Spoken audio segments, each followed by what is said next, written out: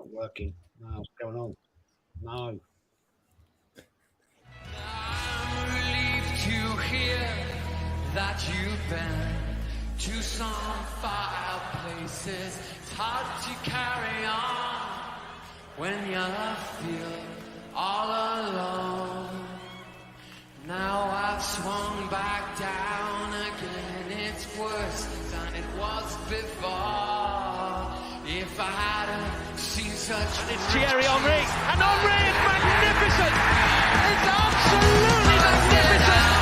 And when you need a goal, you need Thierry Henry. Suddenly changed pace through the centre. It's Bergkamp. That's magnificent.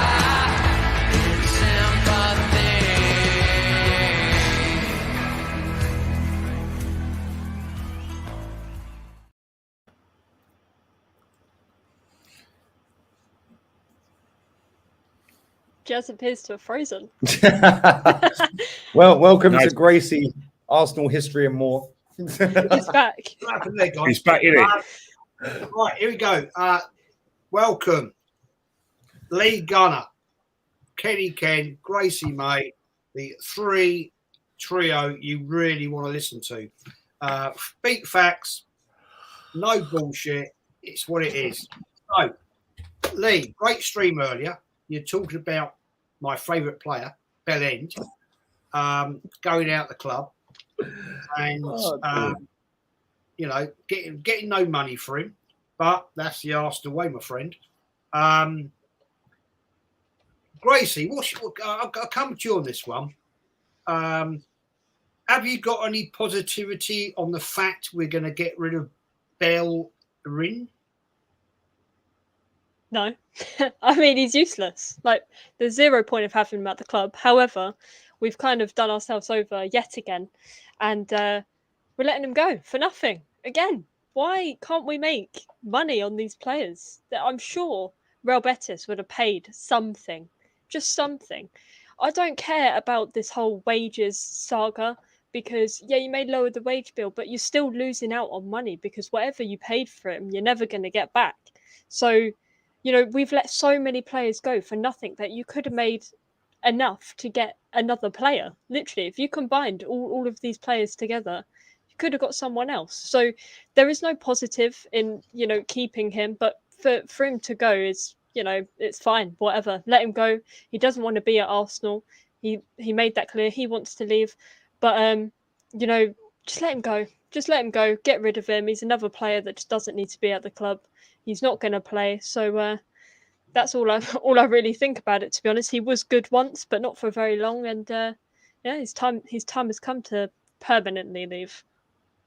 Absolutely, Kenny. What's your view, man? I mean, I know Lee's, so we don't need to go into depth there on this one.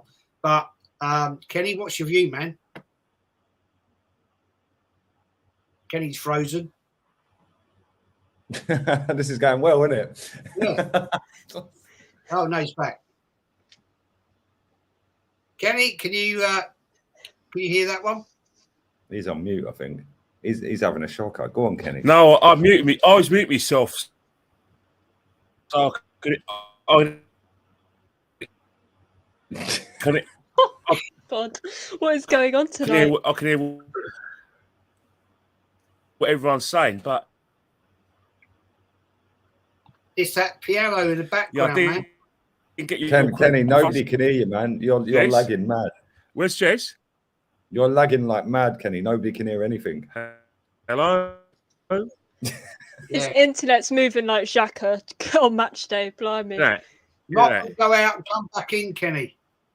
He's gone. He's gone. He's gone. Lee, the man himself. I mean, I love what you were saying earlier, man. Bellerin, absolute shocking player. Why did we ever buy that man? Why? Well, to be honest, I don't know how much we actually paid for him. I don't know whether it was a compensation to Barca or whether it was an actual fee. I can't remember. But either way, Gracie made a good point a minute ago, saying that we're not going to get the money back that we paid for him. Yeah, people are sitting there going, "Oh, we didn't pay much money for him." Yeah, but how much have we paid him in wages since he's been here? He's our longest serving player. He's been here for 8 seasons. How much money have we paid him in 8 years? Like, he's on 100 grand a week plus, and he has been for the last 5 years. I think he's on about 118, 120 grand at the minute a week. Yeah, and I've seen a lot of people saying, oh, well, we're going to save 5 million. Since when is saving wages suddenly turns into transfer fees? The idea is you go and get a transfer fee and save the wages. But is that crap? Bettors don't want to pay more than, I think, £1 million or something. We want about 3 or 4 for him at least.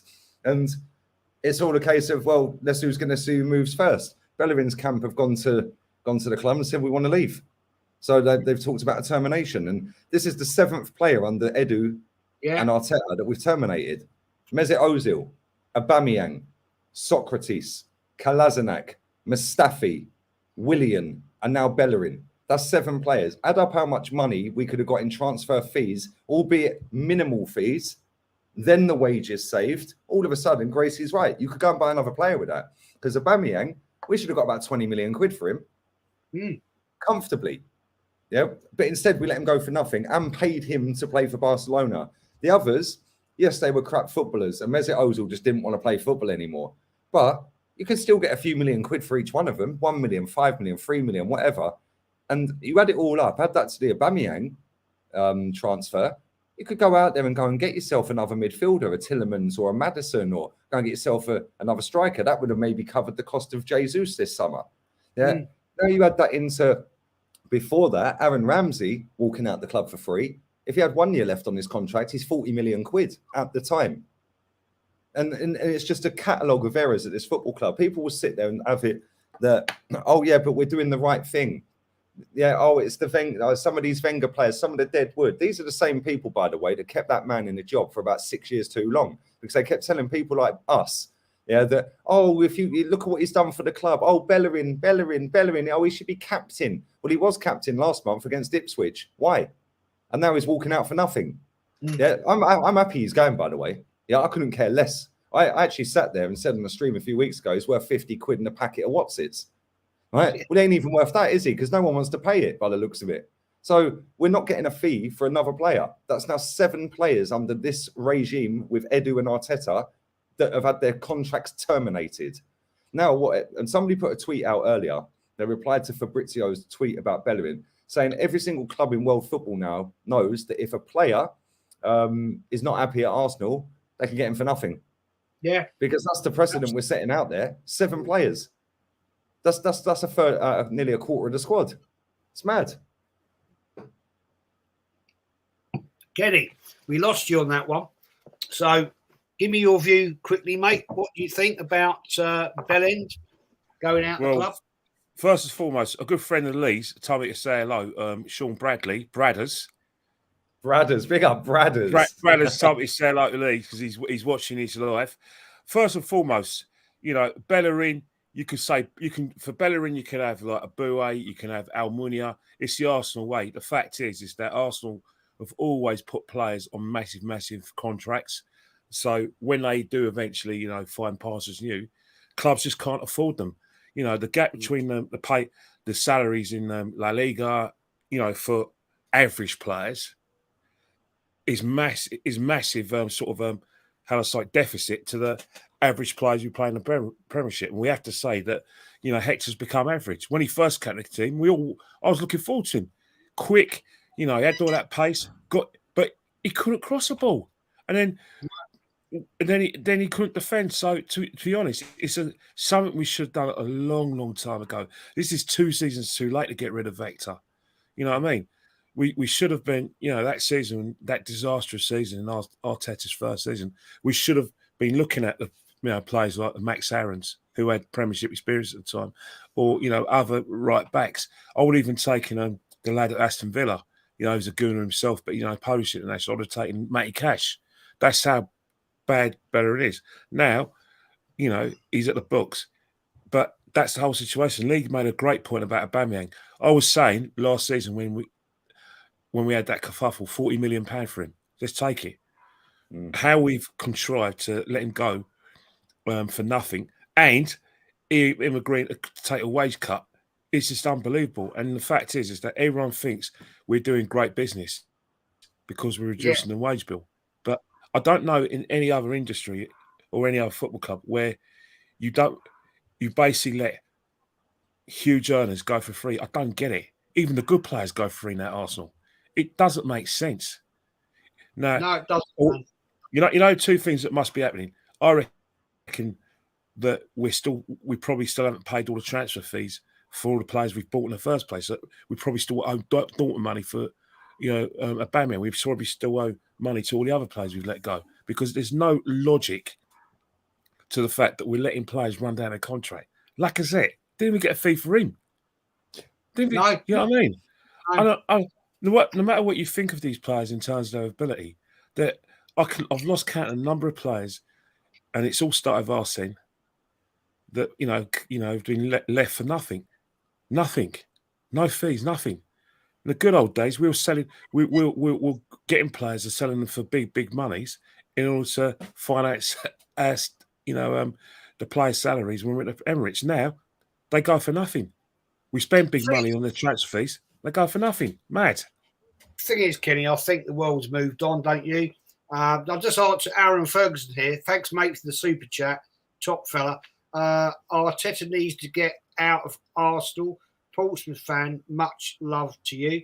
Mate, big up the Pompey, man. That was my granddad's second team back in time. I know a lot about Pompey. I can assure you of that. And, they were a big team back in the 30s. And Drew Gunner says, big up Jez, Lee, Kenny and Gracie all day. Always bringing you content. And just going to put it out there that Gracie-Mae is nearly on 800 views. Let's get her there. Guys.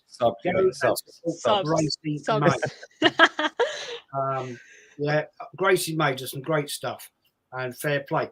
Vishal US, the losses we incur will have repercussions on our future if we don't get into Champions League. I agree. And we've got to sell our best players in future. I'm not sure about that. Arsenal, let's get it right. Arsenal are a very rich club, and I think they've proven it. But get into Kenny, I'm going to put this to you. You were at the game at Selhurst Park last Friday. We won, in my opinion. Were you convinced, my friend, by that display? Not particularly. It's what I expected, because Crystal Palace have got very, very good footballers, especially from the attack. They've got, Sahar is an excellent player. So Eze is going to be a top player, and I think he will play for England. Once he gets his fitness sorted. Their front line is very, very game. And to be honest, the first 20 minutes, I think I didn't watch any preseason matches, but from what you guys have been telling me, we pressed from the front. We're very aggressive in our pressing, and we were very much on the front foot. And I saw kind of semblance of that for the first 20 minutes. I was very, very impressed. But I think in terms of Crystal Palace, they were not going to let that happen. There's going to be a time when, where we wouldn't be able to do that physically, where Crystal Palace is going to take the ascendancy in the game. So, to be honest, everyone talks about the great attacking play that we displayed in the preseason, but I think the more impressive performances came from our defenders, particularly Saliba and Benjamin White to a certain extent. And our goalkeeper saved us as well, because let's not forget, two clear-cut chances. Ed Wild in the first half, and then obviously Eze should have put it away. And there were times when Saliba had to clear up after Benjamin White, and then we'll get an overrun in midfield. So it was a very, very topsy-turvy performance. But if you want to be impressed by anything, it's got to be resilience. In terms of the general play, I don't think that's very impressive at all. But the biggest stars out there weren't just the defence. It was our fans. Our fans are one of the best in the country. Our away support is phenomenal. Yeah. You'll have people from other channels telling them they're like Lucifer with horns and Mr. Spock ears, because they don't particularly like their content and don't like that channel, that they're all this and that. Don't believe it for 1 minute. Our away fans are the best. They never stop singing, never stop backing our players. Although, one thing I have to mention, and I think, I hope you don't mind, that banner, like I said, that went over Crystal Palace, me and Lee have found out between the both of us that it was actually Arsenal fans who'd done it. It wasn't Crystal Palace fans, it was our own.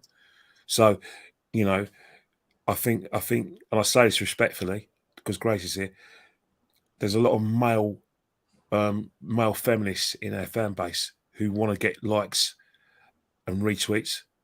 You know, I think leave it to the legal situation. Let's find out. Let the legal side take its time, and then once the public have a right to know, it'd be part of public consumption. Let's get on with the football. But saying that, we're more resilient, but against better teams, and I don't think we're playing them in the next 5 or 6 games against better teams. So we're playing Spurs away. Kane and Song put those chances away. That midfield have eaten us up. So what you need to do is cut out the sloppy play, because you know you're not the finished article. Yeah, there's still mistakes from last season. I totally agree, my friend. I totally agree. Before we come on to Gracie, Martin Colton, thank you, mate, for the super chat. I wish they'd rip up Xhaka's contract, Jez. Mate, I wish they'd rip up Xhaka, personally, but there we are. You know, the guy's not worthy of this club. Gracie, we did a watch-along for that game. Yes. What was your honest opinion of that game? Overall, if we're looking, it was quite poor. You know, we got the win, but the football we played for, you know, the first 20 minutes was great. Really hard press. You get a goal, and we just, I don't know what happened to the midfield. At that point, you know, there's some really key points to take from the game that were really positive. You look at Saliba, excellent. You know, that's his Premier League debut. He's getting man of the match, made some key tackles. He was just solid at the back the whole time.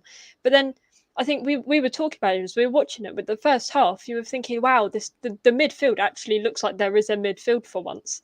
And after that, it was just like the first half didn't happen, and we just sat back and defended, and it was boring. If you really want to win a game, you have to win it. You have to be going out and you have to be trying to get more goals, trying to get in those difficult positions, putting more pressure in their half. There's a few chances, you know, the 1-on-1 situation. Thank God Ramsdale saved it, because they could have equalised very easily. There's a lot of gaps still that, you know, it's the first game of the season. There's definitely a lot of work that needs done. Like Kenny said, come up against a different team, a bigger club. No offense to Crystal Palace, but come up against the likes of Liverpool, Man City, Chelsea. They're going to exploit that straight away. Those 1-on-1 situations, that 9 times out of 10 leads to a goal. So we have to tighten up. It wasn't good enough. I've watched the game again, and looking at it, there's too much mistake. There's too many mistakes. I think the goals and the win overlooks that.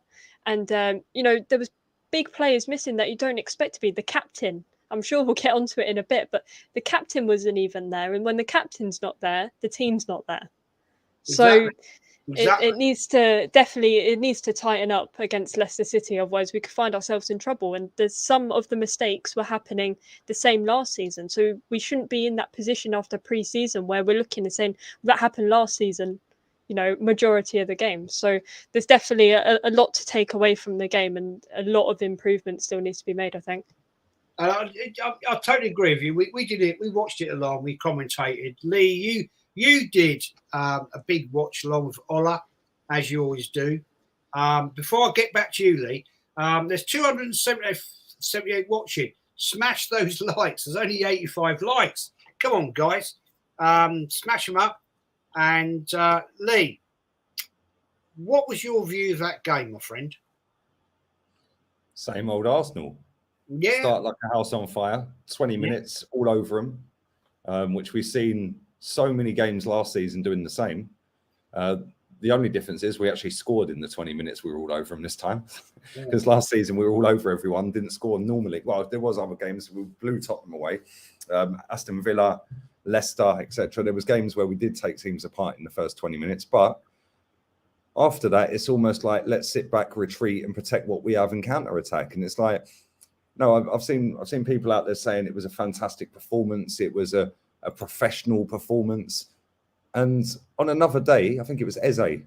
On another day, that's in the back of the net, mate. Yeah, it was only the fact that Ramsdale was alert that he saved that, because that started from Ben White, by the way, being at left back. Why is he at left back?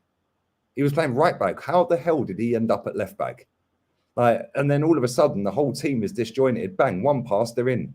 And they had a few other little chances. I wasn't really concerned. Other than that, I wasn't really concerned about them scoring, because I didn't think they would score. But I felt that they were building up momentum. We got the killer goal at the right time of a game, because then there was no way back at 2-0 down with, 8 minutes to go or 6 minutes to go, whatever it was. But again, his substitutions were right at the end of a game. You could see we're getting overrun in midfield. Thomas Partey was basically a one-man midfield for most of that second half, and he couldn't do it on his own. I thought he was brilliant, by the way. I've seen a lot of podcasts in the last few days saying, oh, Xhaka was immense.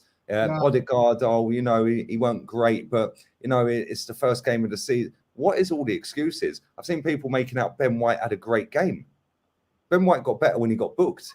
Ben White didn't have a great game. People are saying, and they go off sofa score. That's what they do. Oh, he had 8 challenges where he got the ball. He made 8 tackles.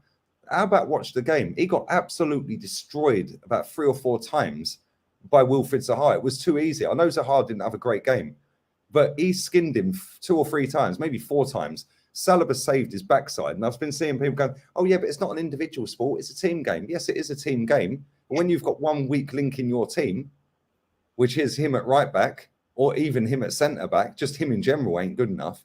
But when he's playing right back, firstly, he didn't overlap Saka once. So Saka had to keep coming back and helping defend, which meant Saka wasn't far enough up the pitch. Yes, for the goal that he eventually forced in off the centre back. Yes, he was further up the pitch. But there were so many times in that game, Saka was at right back, helping defend, which is cool. I understand you're all going to defend as a team. But you want to see your attacking player a little bit further up the pitch, not covering the deficiencies of apparently a good footballer. And then you've got William Saliba making defending just look easy. He bailed out Gabriel twice. He bailed out Ben White twice. And I thought Saliba was superb, man. But now it's genius of Arteta. I mean, it's genius. He sent him out on loan for 3 years. Yeah, and now he's match ready. Yeah, really funny that, because Wesley Fofana at Leicester, signed for Leicester, had a great season at Leicester, then broke his ankle or his leg or whatever and has been out for a year. Now Chelsea are bidding 75 million for him. Meanwhile, William Saliba's in the last 2 years of his contract at Arsenal and just started his first ever game. Like, the difference between them two, and by the way, Saliba was rated more highly than Fofana.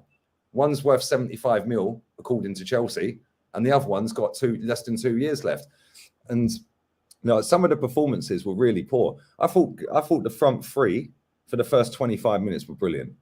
Yeah, I thought they were superb. I even thought Odegaard was pretty decent in that 25 minutes. Like, he was setting the tempo, he was pressing, he was the first man to go. Then Jesus, Saka, Martinelli, they all pressed. The problem we have is, if you beat that press, the two behind in Xhaka and Thomas Partey, well, Xhaka goes walkabout, and it's just left to Thomas Partey all the time. And unless Thomas Partey is like he is nicknamed the Octopus, isn't he?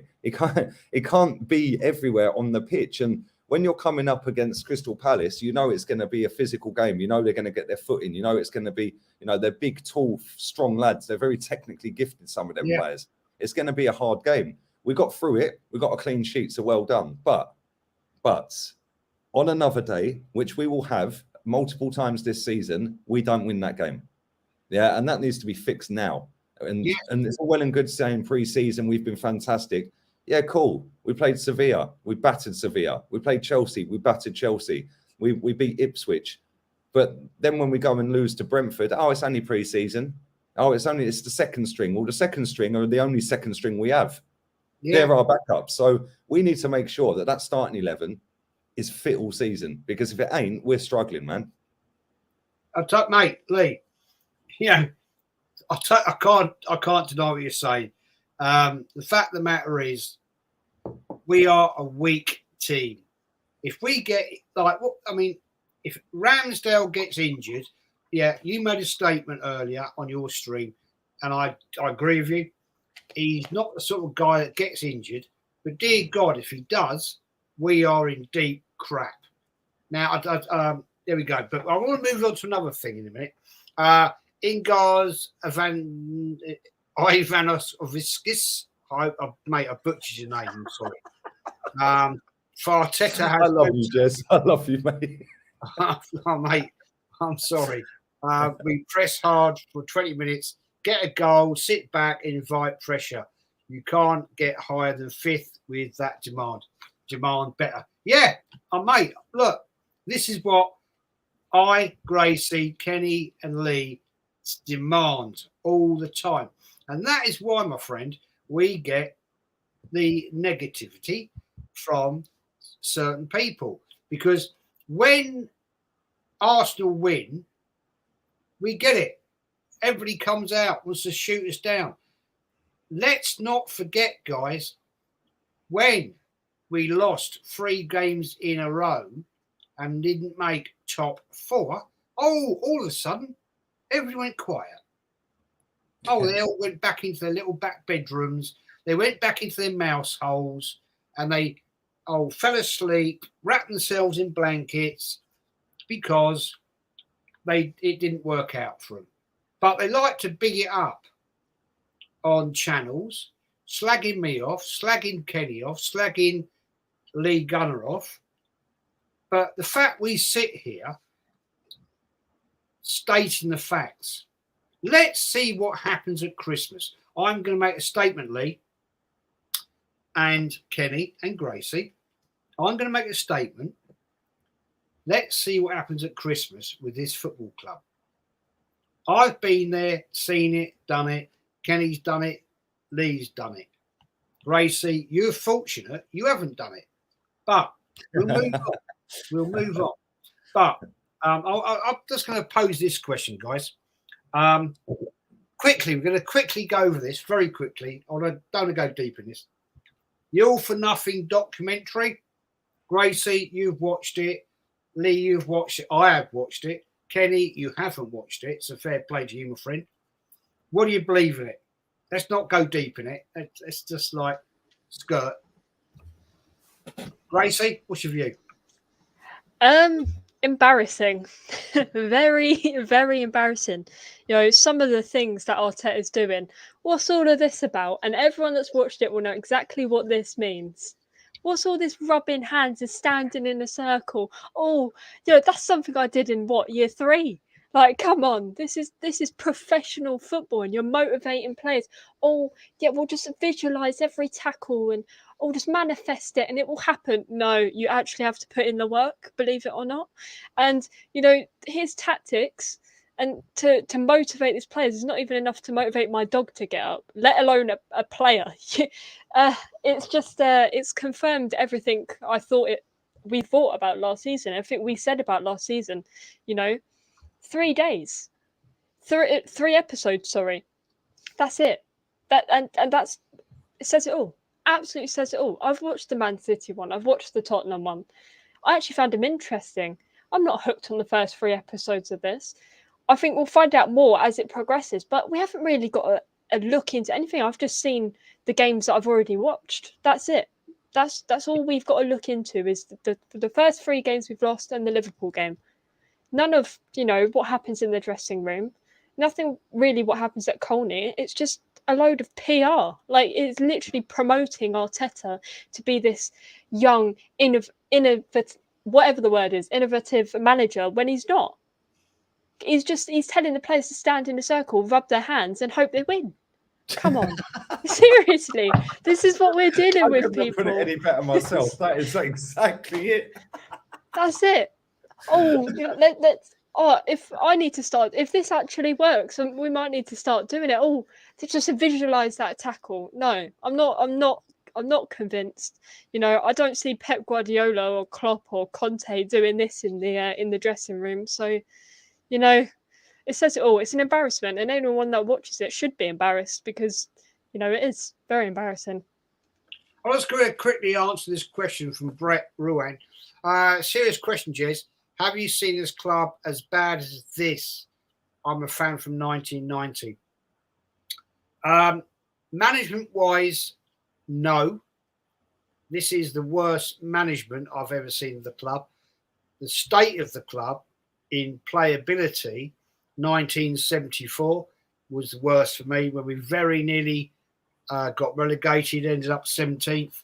That was a terrible, terrible season. But I will say to you, in my belief, this is my opinion, the management of Arsenal Football Club currently is shocking. It's a disgraceful situation. Back in time, we had true management in the directors of the club, David Dean, and all that, who loved and believed in the club.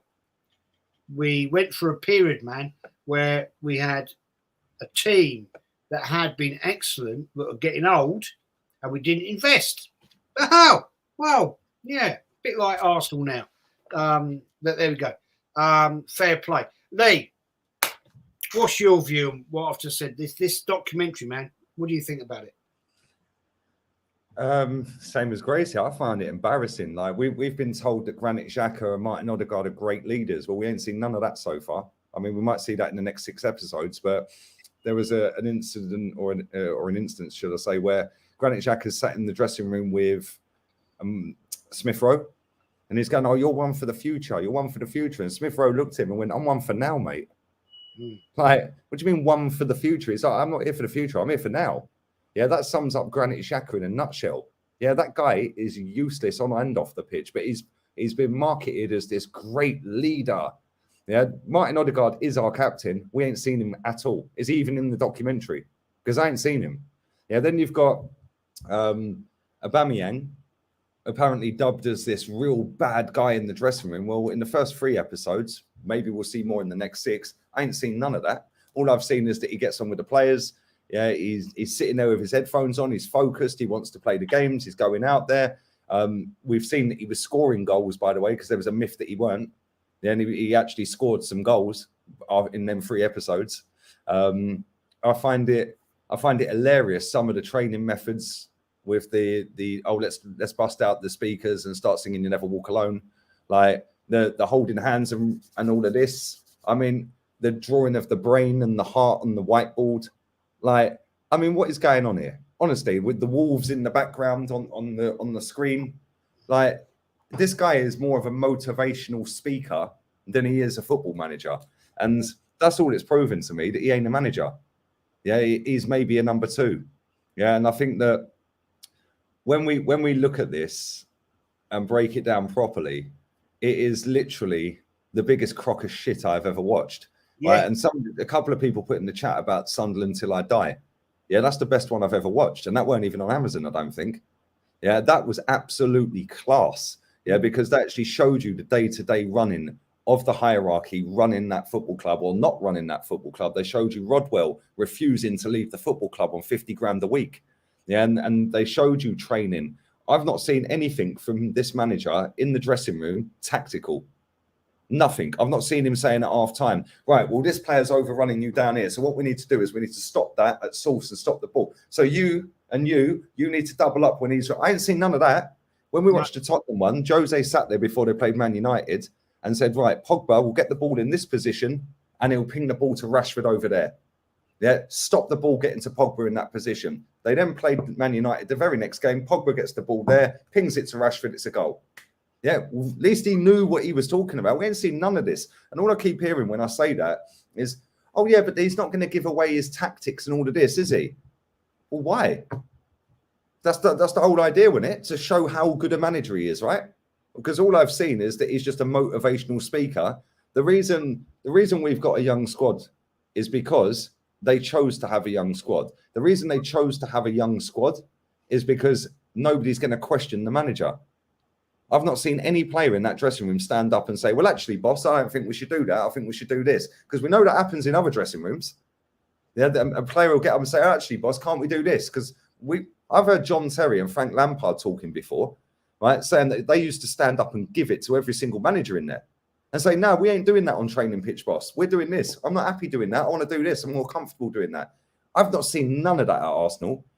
And that clarifies everything that we've said about this football club, in my opinion, for the last 15 years. Weak. Just comfortable to be and happy to be at the football club. You've got a club captain that shouldn't be a captain. The only reason he is captain is because he's probably around the same age as most of our fans online. Yeah. So they gravitate towards him, and they're looking for the Mesut Ozil-esque player because that's the player they grew up on at Arsenal. So they're desperate for that type of player again.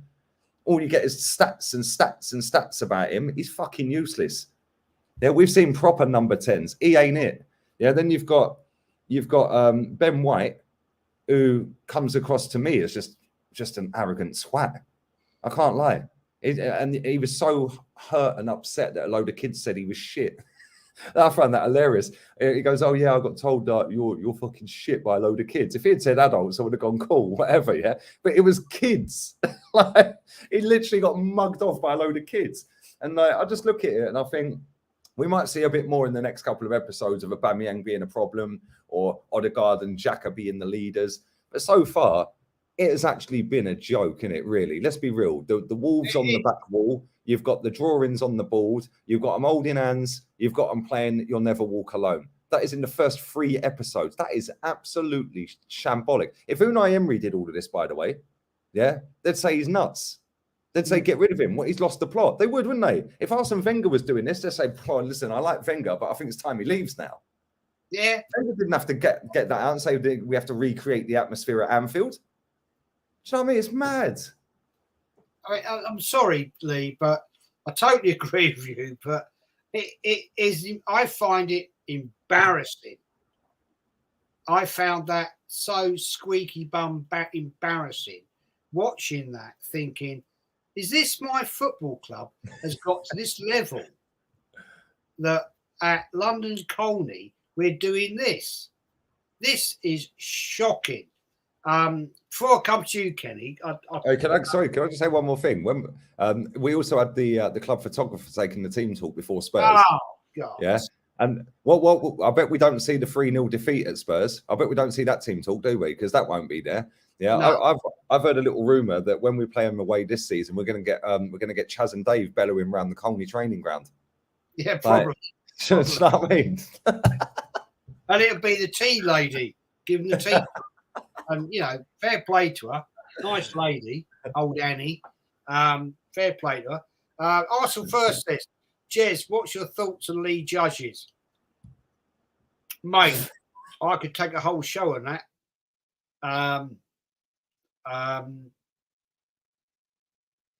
No. That guy, we'll come to that another day, mate, because it's not time tonight.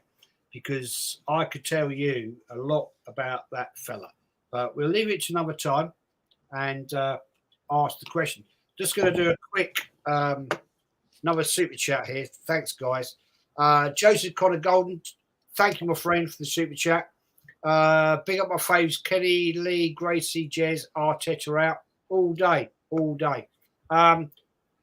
Kenny, I don't believe you watched the documentary, have you? I refuse to watch it on principle because I think it's an absolute disgrace. And I'll tell you why. I'll tell you why.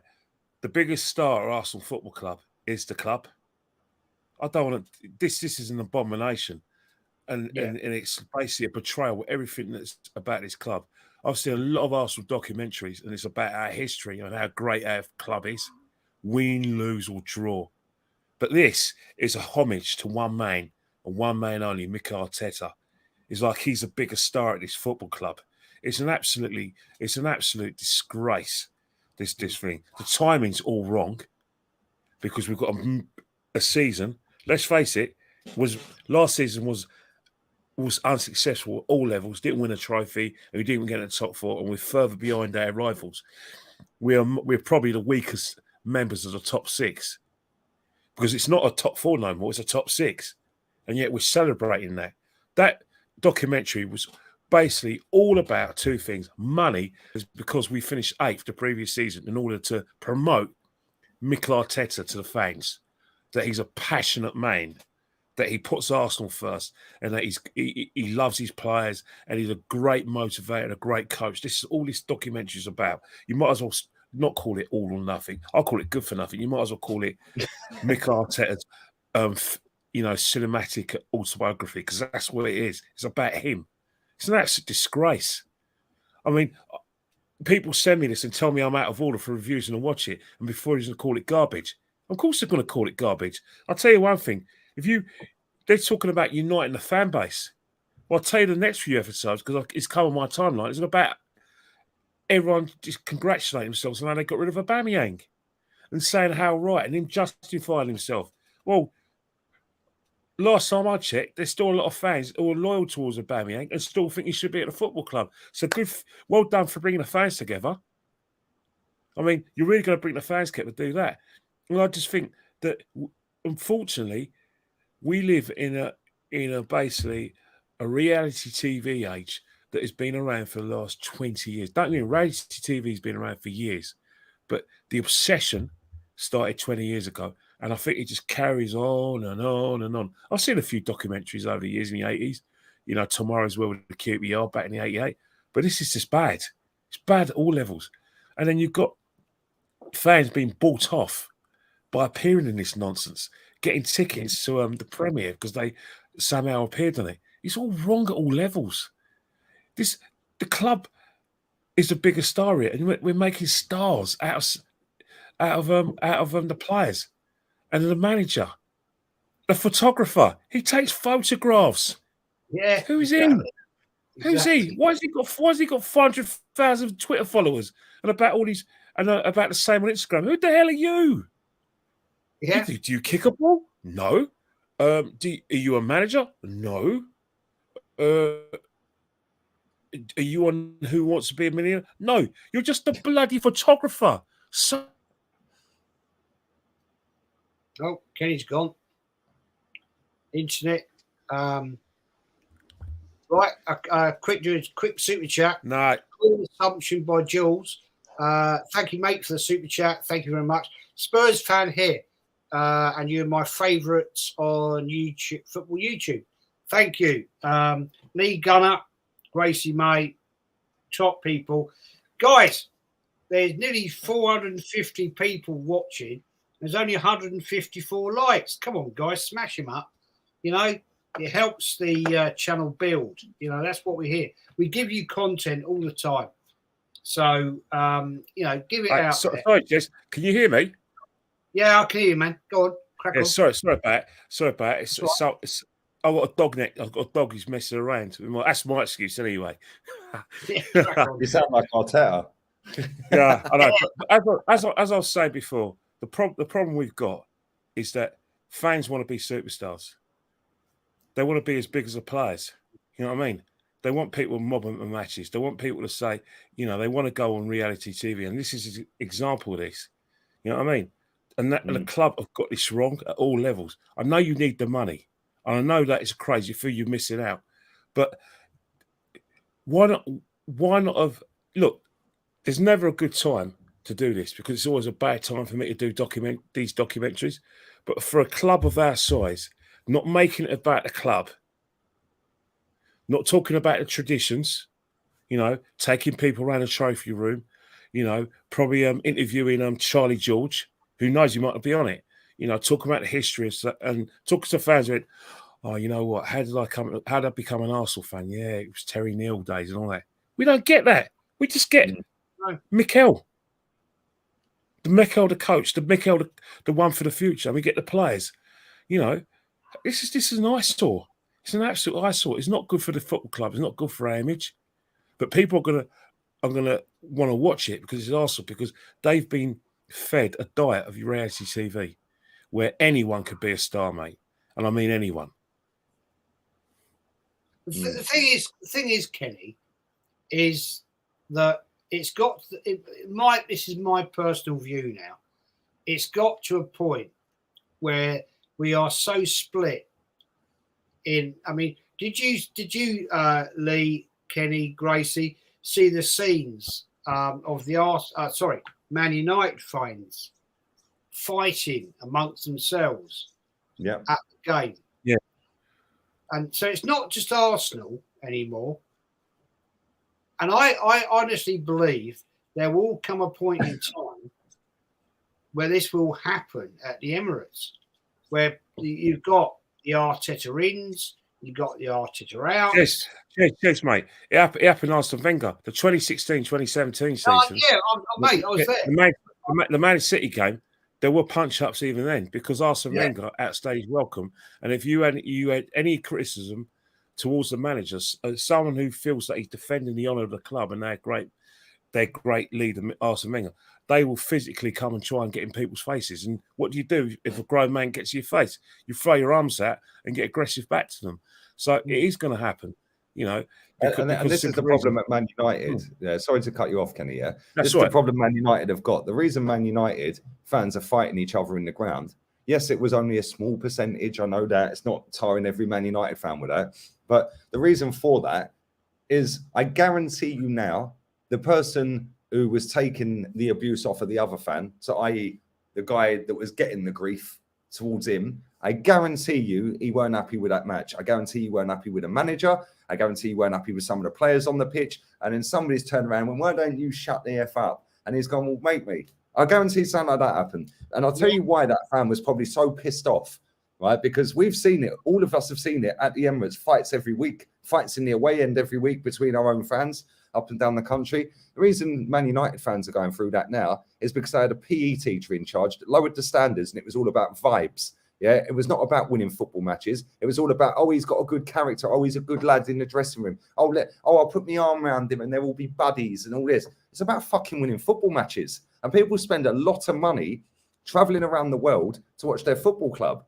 Yeah, even if you can't get to a game, you're still spending a lot of money on your TV packages. You're still spending a lot of money on your football strips.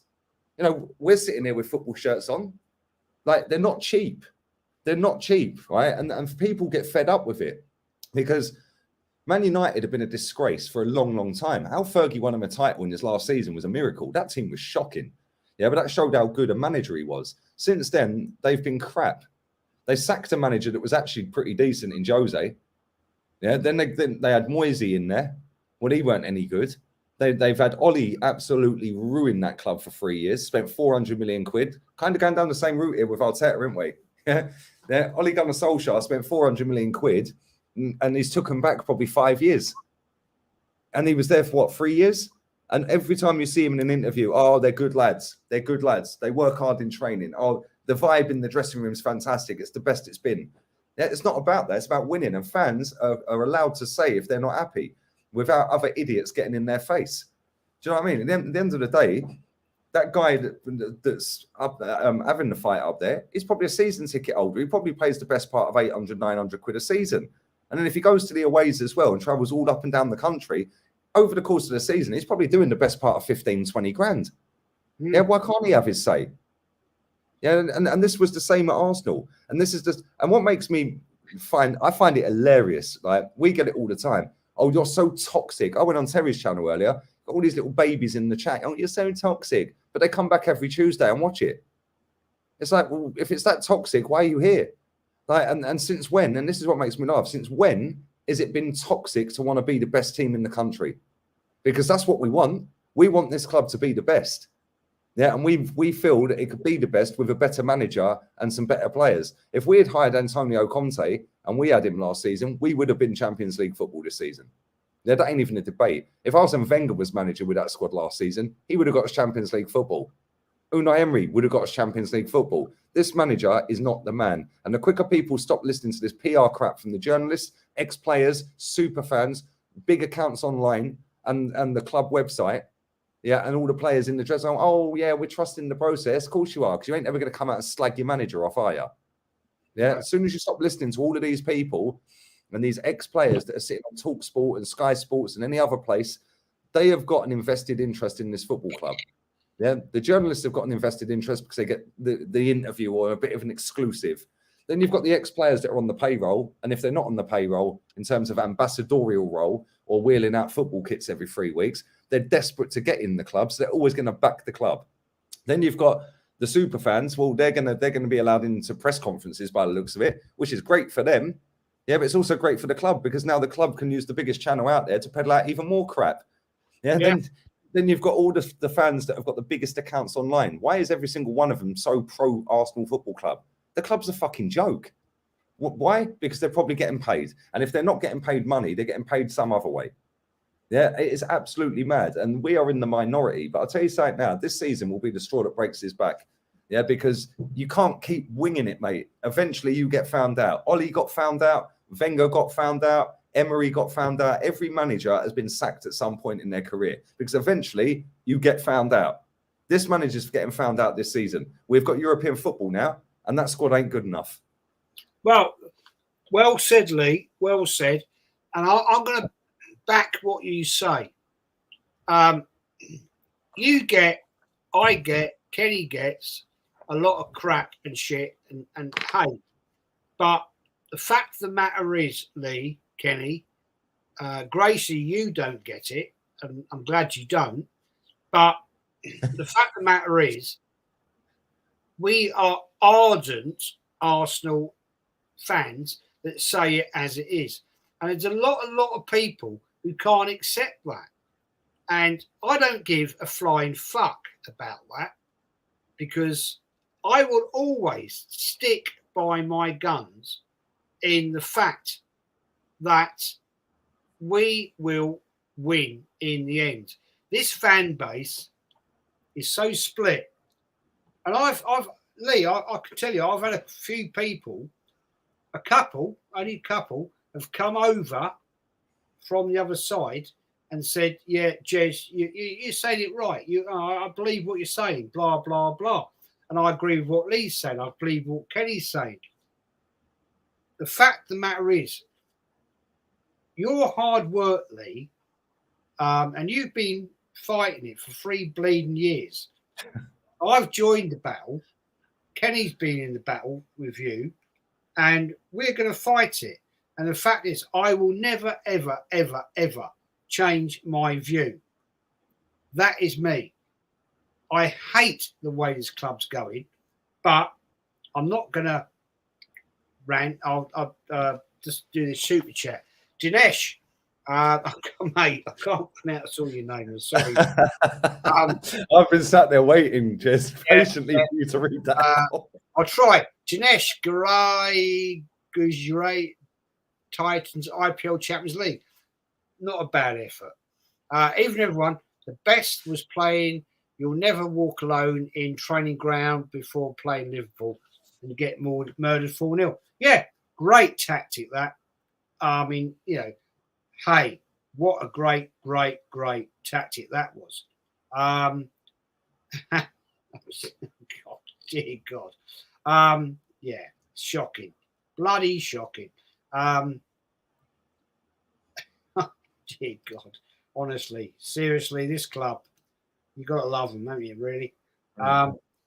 This is RB. Big up all you real ones. Even us overseas real fans can see through the corporate bullshit. Yep. And Jez, that intro cuts right through my heart, man. A glory days in it. Yes. It brings emotion to my heart, man. It seriously does. I love that song. When we were in the North Bank back in time, it was when the North Bank was being rebuilt, to be fair, back in the time. But, it was what it was. It was fun. But, yeah. Darren, my old buddy, Darren, we go back in time, son. They love Arteta because he's cheap. Yes, man. The youth are yes men. Cascading down through vinite and garlic. Thank you for your super chat, my friend. Facts. That's absolute facts. And that's the thing, right? This football club, if you look at it, what's the easiest way to control a group of players? Have a bunch of youngsters. Because they've still not made their way in football. They're still trying to learn their trade. What's the easiest way to control that? Get a manager that's been in the game and played for the club. Yeah, but hasn't got any managerial experience. But he sat next to a legend of the game in Pep. Yeah, so now it's, oh my God, he worked with Pep. And now all these kids are sitting there going, yes, Mikel, no Mikel, 3 bags full Mikel. It's mad. When you see, I said this the other day, right? Matteo Guendouzi left this club for £10 million. 10 million. That kid is an absolute superstar in the making. But because he wouldn't toe the party line, the company line, yeah, and he's got a bit of attitude about him, out the door. Aubameyang apparently got a bit of attitude about him, out the door. Well, I'll tell you what, both of them would start at Arsenal this season. Because Thomas Partey next to Guendouzi would be a lot better than Thomas Partey and Granit Xhaka. Yeah. Aubameyang, people say he's finished. That's debatable. Yeah, it's debatable. He weren't finished last season when he bagged 15 goals for Barcelona. Yeah, who, by the way, have built up their team in what, 1-2 transfer windows in less than a year. In less than a year, they have done Project Rebuild, Project Youth, Project Trust the Process. And this season, they've got a quality team to the point where they're thinking about letting either Aubameyang or Depay leave. And they can afford to do that. No, well, maybe they can't money-wise. but they can afford to let quality footballers leave and still know that they're going to be all right. I've watched Barcelona quite a bit. Xavi has a style of play straight away, as soon as he went to that football club. Yeah, he's got youth players in there with a mix of experienced players. Do you think Xavi is getting sat there in training going, right, we've got Real Madrid coming up this weekend. So what we all need to do is listen to Hala Madrid non-stop on the speakers in the training ground. Like, oh, actually, we've got Getafe coming up. Stand in a circle and close your eyes and rub your hands together. Do you think Xavi's doing that?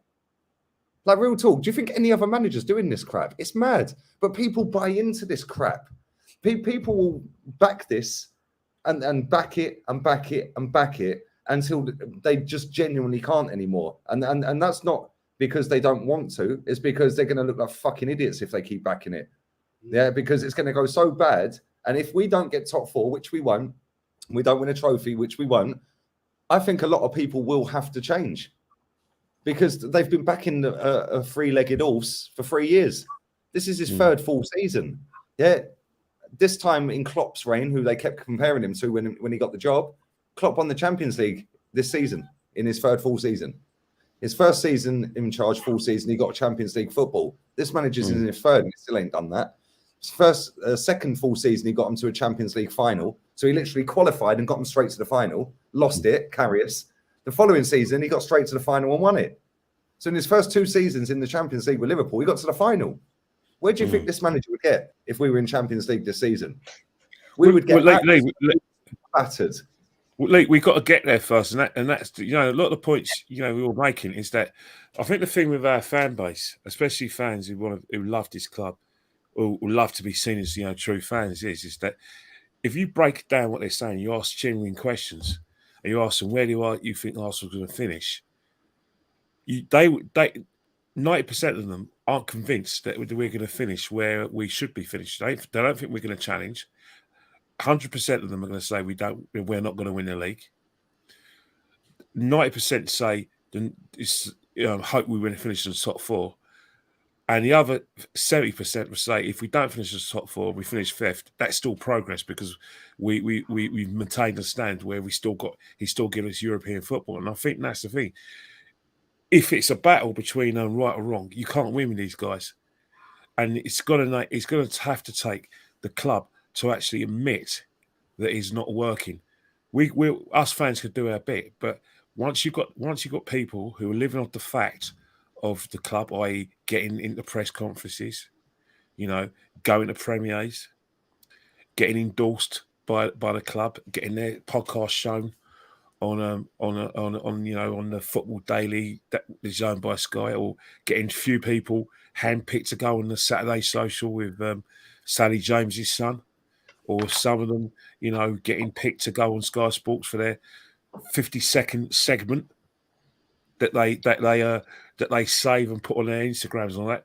You're always going to get people backing this process, and that's the thing. But the minute the club decide that they got to sack him, because as you always say, they do get fed up and they do get demand and they do sack him. All those people who are backing Arteta will come back and say, yeah, I think the club have done the right decision. They're not going to be like me and you and saying good riddance and No. and But you know give what they'll him do as bullet well? points. You know The what I way mean? they'll try Yeah. and spin it is that, Mm. oh, well, I backed him for as long as I could. And, you know, I That's what really they did with Wenger. wanted him to do well. No, you didn't. You just wanted to get your mug on Sky Sports. Yeah. And it's funny, Yeah. it's funny because the fans that go on these things, I don't even watch them anymore. Mate, half of them people, not just for Arsenal, but for a lot of them clubs, they ain't got the first idea about their football club, mate. Yeah, we were talking about this the other day, Kenny, yeah? Some of them fans on there, yeah, it is literally all about, oh, look at me, I've made my debut on Sky Sports. Who gives a fuck? Did you get paid for it? No. Exactly, so you're doing it for nothing. Who's the winner here? Sky Sports. Anyway, And you're paying for your subscription to watch the games every week. Yeah. That's what I mean. Like, it's mad. It is all about that, Kenny. You're right, man. It's all about, oh, look at me. I'm here. I'm there. I'm everywhere. Oh, it's great. It's not about Arsenal being the best. It's about them boosting their social platform. That's it. can I just, got some shooter chats here, guys. Danny Haley, thank you, my friend. Big up, everyone. Glad Lee's back live. Lee, I was waiting for the summer vlogs of your daughter and bunny girl. Not sure about that. Not sure about that. The bunny's epic, bruv. I can't lie. Madow's Human Resource. Matt, how are you, my friend? I'm getting you on next week. Yeah. You missed. Unfortunately, you couldn't make the other one, but there you go. Bottom line is that the majority of these Arteta fans are content with mediocrity, and it's really becoming taxing to those with expectations. Yes, it is. The thing is, a lot of these people, though, right, that say they're massive Arteta fans, and it's, you know, we're up for it. They're all walking out of Brentford last season with 10 minutes to go. They're all walking out of White Hart Lane after 46 minutes. On that game, I was laughing on the watch along with Ola. I said, look at all these top gooners leaving after 46 minutes, telling me I'm a shit fan and I need to back the team. You've just paid, like, and in that documentary, some of them fans went up to Manchester. I know you say our away fans are great, Kenny, and to be fair, on the whole, they are. Yeah, they are. They don't shut up, right? But at the same time, the only game I have ever left early in my whole life watching this football club and being at games was when we played Man United and they put 10 minutes added time up when Lingard moonwalked. Yeah, right in front of me. They put 10 minutes stoppage time up at the end of that game. I said, fuck that. Alexis scored that day against us. We lost 2-0 in the cup. I was like, I ain't doing another 10 minutes. That's the only game. On that documentary, we've seen fans walking out at 2-0 at the Etihad. And then they're outside doing the documentary going, oh, hang on. Oh, yeah, it's now 3-0 to Man City. You've gone all the way to Manchester to back your club, to back your team, and then you've walked out at 2-0. Yes, we ended up getting pammed, but I don't get it. And a lot of these people go on like they're the best fans. Maybe not these ones that I'm talking about, but a lot of these people that did walk out of these grounds go on like they're the best supporters on the planet, and they're fully behind the club, back the team. You're negatively. You're negative, Kenny, Jez, Gracie. We're all negative. Well, ain't it negative to go all the way to Manchester and walk out in your club at 2-0 down? Yeah, I remember going to Anfield and seeing us get fucking slapped every time I've been there, singing We're Fucking Shit non-stop for 25 minutes when we got Lacazette sat on the bench when we just signed him. Yeah, we didn't leave. We stood there and watched that pounding. Every time I've been to the Etihad, I've seen us get battered. I never walked out. Nobody left. So why are people suddenly walking out under this manager now? Yeah, I just to interject there that there's no greater offence, right, than to leave your club early. Like, for me, it irritates me to no end. I have been to some games, went to some games last season. I stay until, I don't care if we're losing, winning, I will stay there until the final whistle. It's disrespectful to all of the other fans that have travelled as well. You're paying money to sit there. I get it. If you're getting slapped up 6-0, and you want to, if an organised protest, you're trying to make a statement, then you leave. That is the time to leave. But even when your team's up, I see people leaving 10 minutes early. I think last season, you know, half the middle tier left. Coutinho scored. Just missed that guy's debut. Yeah, they all missed the goal. Yeah, and it's also disrespectful for the fans that would be itching to go every week and stay for the 90 minutes and stoppage time, that can't get a ticket because they're on the waiting list or whatever, or just genuinely can't afford it or whatever it may be. And then you've got fans that are just marching out the ground on 84 minutes, 81 minutes because they want to rush to the tube. Well, don't fucking go then. Would you leave the cinema before the end of the film? Exactly. You wouldn't, would you? It makes no sense. Gracie, I just want to ask you to answer this question here. SMG says, or wait till end of season and make a judgment. Judging May. We heard that for 10 years under Wenger. Boring. No. My opinion of that is, Mr. SMG, is that I will make a judgment by the fact if this manager is not challenging for the title by Christmas, if he's not challenging in the Europa League by Christmas, you sack him. Yeah. At his time, he's spent £370 million. Nobody can turn around to me and say he hasn't been backed. This club has given him that amount of money. He's got his players that he said he wanted. He said he wanted 3 transfer windows. Well, he's now had 5 with summer and winter. So he's got his time. So if he's not challenging, if he's not in that top 3 of the Premier League at Christmas, and he's not bigging it up in the Europa League, sack him. That's it. End of. Done. Gracie? No brainer. Sorry. No, sorry, Kenny. I think he's had too long. He's had too long already. Why wait until the end of the season where, we're just going to be in a worse position, let the next manager come in for an automatic failure? He's damaging too much. They all are. You said it. They've said it in black and white. Edu said this season, it's time to win trophies. Arteta, just before the Crystal Palace game, in an interview, he said, all I want to do is win, win, win every game. You said it now. You said it now. You're not saying, not for 3 years. Exactly, because he's breaking his promise. Exactly. There's no... I wouldn't wait. I wouldn't even wait till Christmas, because at the end of the day, if you're not winning anything, if we are knocked out of the FA Cup again in the 3rd round, get rid. Then that's red flag number 1. If we're knocked out of all the domestic cups, in fact, again, get gone, because you should. If you are an elite manager and if you have a good club, you should be competing in everything. Everything. You shouldn't have to bin off domestic. The chance at domestic titles just because, but I really want top 4. I really want to get in the Champions League, because if I get in the Champions League, they'll get a pay rise and they'll get a bonus. It's not, they all get money. The club gets money, everything. It's not to win the trophy. It's all about the money. It's all about the PR. It'll be the greatest comeback story ever. It's all about that. It's all about the fame. It's not about, let's get into the Champions League for these fans. These fans want it.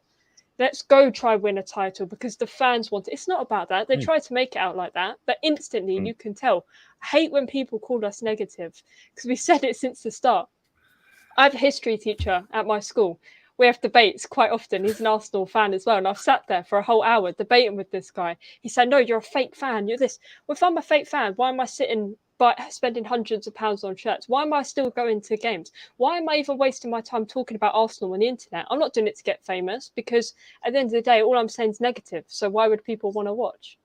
So at the end of the day, you can't win. I'm still an Arsenal fan. At the end of the day, I back my team when they're on the pitch. That's the only argument these people have, Gracie, right? They can't put an argument up to close your factual information. So they say you're negative, you're toxic, you're a Spurs fan, you've got a mental illness. Yeah, this guy needs to be cancelled. I get it all the time. You guys get it, because them 5 points is all they come out with, because they've got no argument that is factual to close our factual information.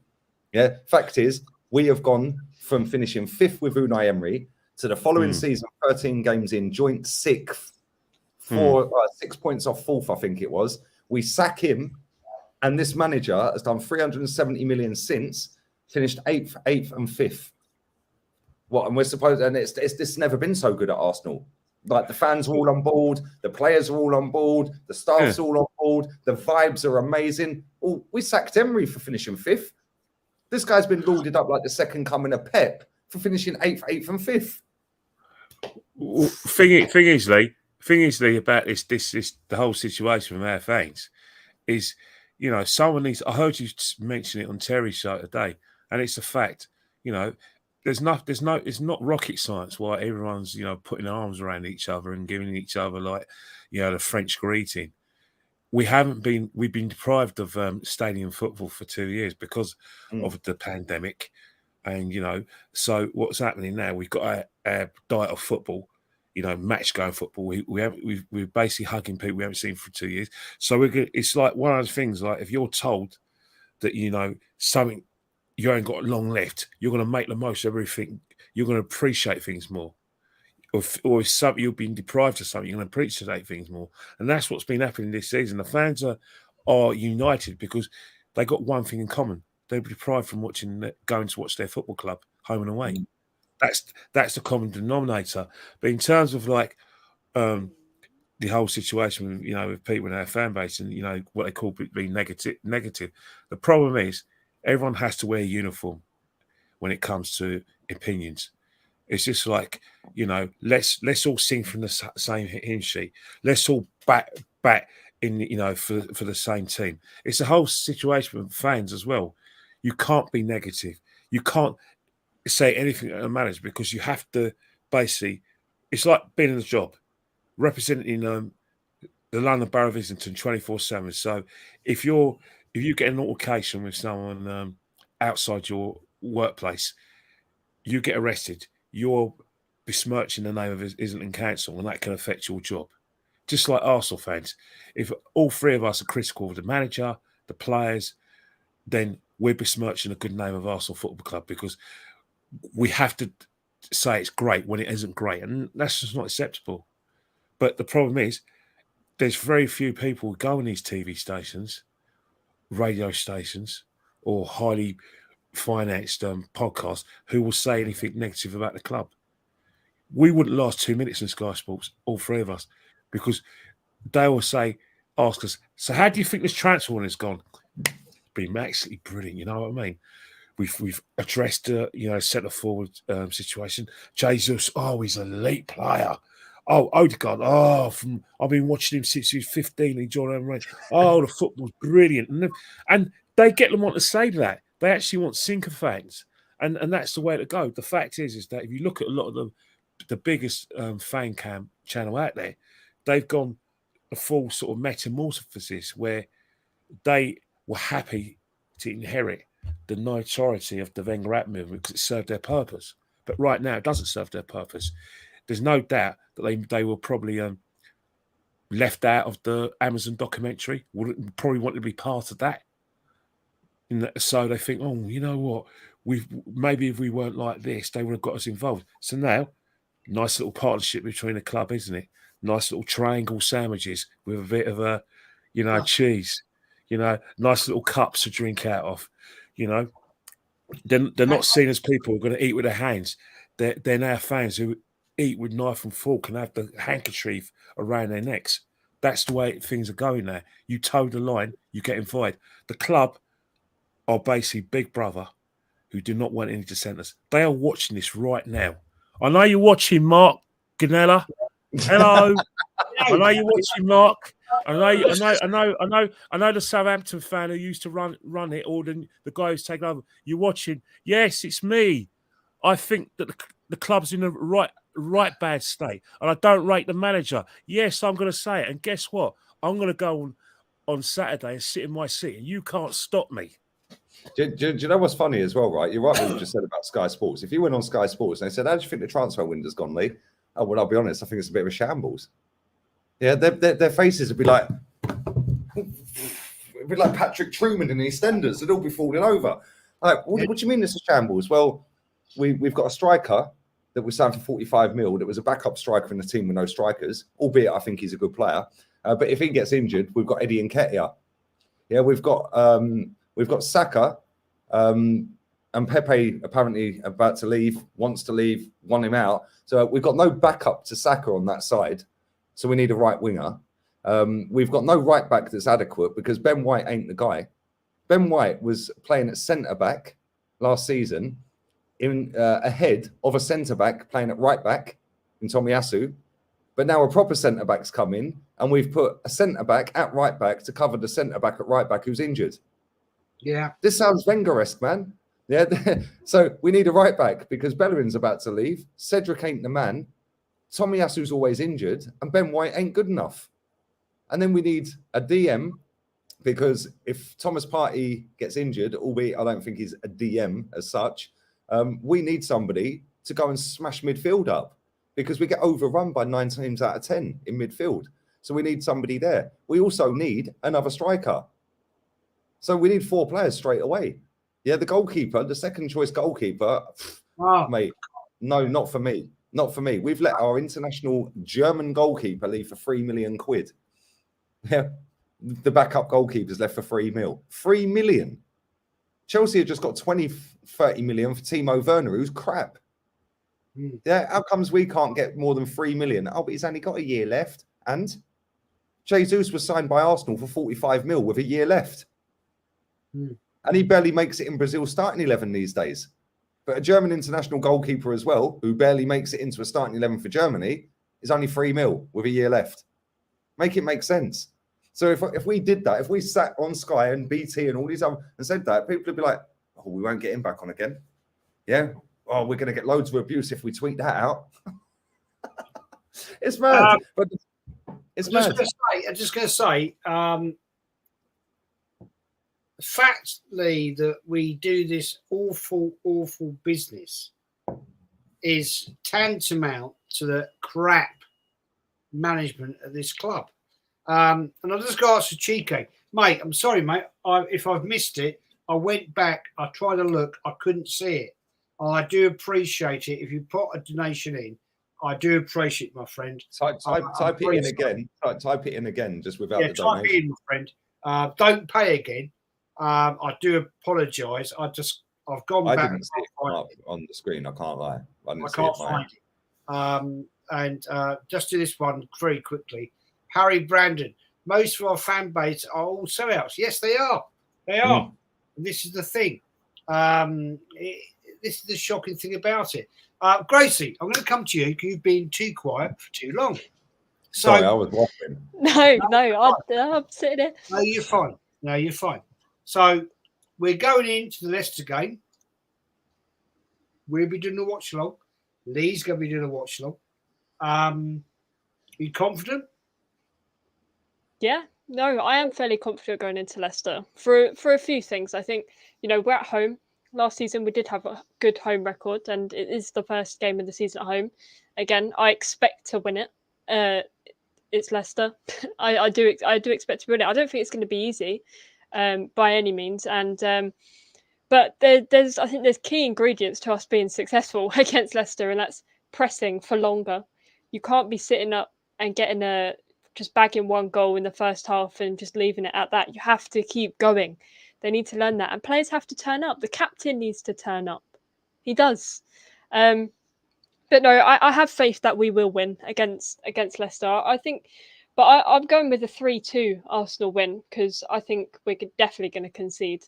There's too many little mistakes, and I think Leicester can exploit that better than Crystal Palace did. With the midfield, especially, Xhaka, he got booked for diving last game. Same old. He was having a good game at the beginning, I thought. Jez, we were complimenting him on our live stream. We were thinking, oh, do you know what? Him and Ben White are actually all right. This was in the first 20 to 30 minutes. We're thinking, you know what?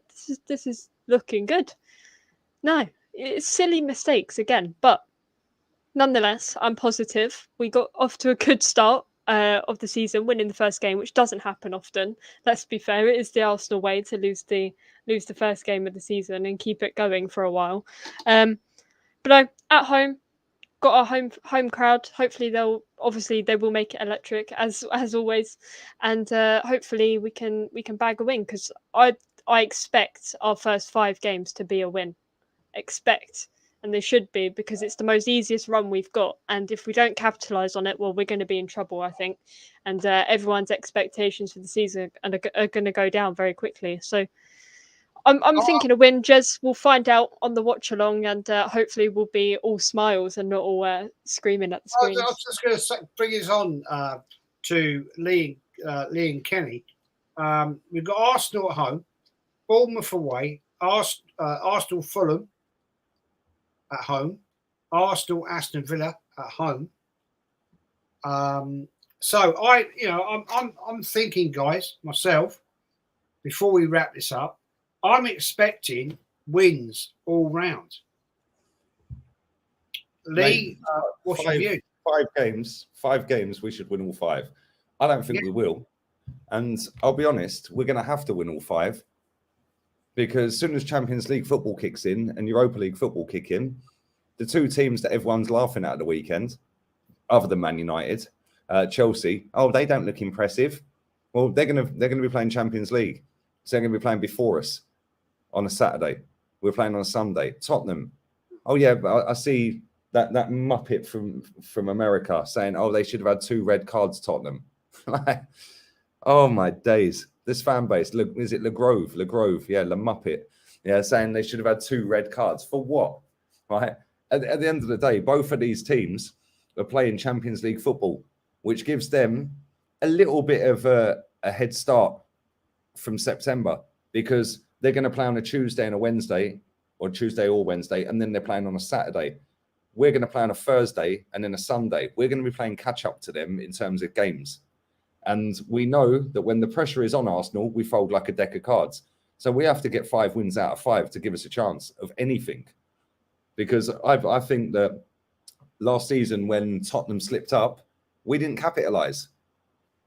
How's that going to be any different this year? And people will say, but the players are a year older, they're a year wiser, they're a year into the all being gelled together. Well, ain't Tottenham then? Ain't Chelsea then? Them 2 teams are better than us already. They're already better than us. I think Tottenham's defence is worse than ours, and their goalkeeper's worse. But if you go midfield and attack, they blitz us to pieces, mate. Yeah, in terms of player for player. Yeah, Chelsea, they'll always be all right. They're Chelsea Football Club. Yeah, they'll go out and they'll sign another couple of players by the end of this window. I think Tottenham have just signed a player as well today. Don't ask me to pronounce his name because I'll butcher it like you did earlier. But I think that when you see them 5 games, I watched Fulham the other day against Liverpool. Fulham played Liverpool off the parking stages of that game. They were all over them at times, man. It was like if they just had a little bit more composure in that final third, that could have been 3 or 4 before Liverpool equalised the first time. And it's like, the thing is, like Gracie mentioned a minute ago, Xhaka was diving, right? And he got booked for diving. Granted, Xhaka is going to cost us 5 or 6 games this season. He does it every season. That's not going to change this season. It'll cost us with either getting booked multiple times in over games and ended up getting a red card, ended up giving a penalty away, giving stupid free kicks away. It will do that 5 or 6 times in 5 or 6 different games. Then you've got to look at the injuries we're going to get. Well, you can't rely on Thomas Partey for a full season. You can't rely on Tierney and Tomiyasu for a full season. You can't rely on Smith Rowe for a full season. So there's 4 players straight away. Add now in Xhaka with his mistakes all the time. There's 5 players in that team, in that squad, that you can't rely on for a season. Yeah, and for me, that's massive because some of them players, Tierney, Smith Rowe, Tomiyasu's all right. I still don't think he's great, but they're better players than some of the ones that are coming in after them, like the backups. So I think we're going to struggle, man. Even if we get the 5 wins at the beginning, it'd be great for confidence going forward into the Europa League campaign and all of that. I get that. But at the same time, mate, I don't get where all the confidence comes from. I'm seeing people compare Thomas Partey and Rodri today. Like, Partey's miles better than Rodri. What planet are these people living in, mate? Like, you know, if all of our players are so great and our manager's so great, how comes we finished 5th? Like, makes no sense. Now every player we've signed is great. It's okay. We're in a title charge then. No, I think we'll finish 5th. Well, we can hope for Champions League. I've seen people sitting there on podcasts this week saying, well, we need a midfielder and a winger, and then we can get 4th. What, and you lot are happy with that? Well, you're happy that we've done all of this money like for 3 years, and we're still 2 players away from maybe getting 4th. And people are happy saying that on camera. It just baffles me. The 5 wins or not, to me, it's irrelevant. Yeah, because I don't think we're getting Champions League football again. No, Lee, I totally agree, man. I mean, I don't get this fake positivity, this absolute. You know, I was shocked, truly shocked, when Kenny was at that game, Selhurst Park, and all this absolute bullshit singing. It's embarrassing, man. It's an embarrassment that Kenny. I mean, I agree with you. Yeah. Arsenal have the greatest away crew fans in the league. I totally agree with you, man. But that absolute pathetic singing, I don't get that.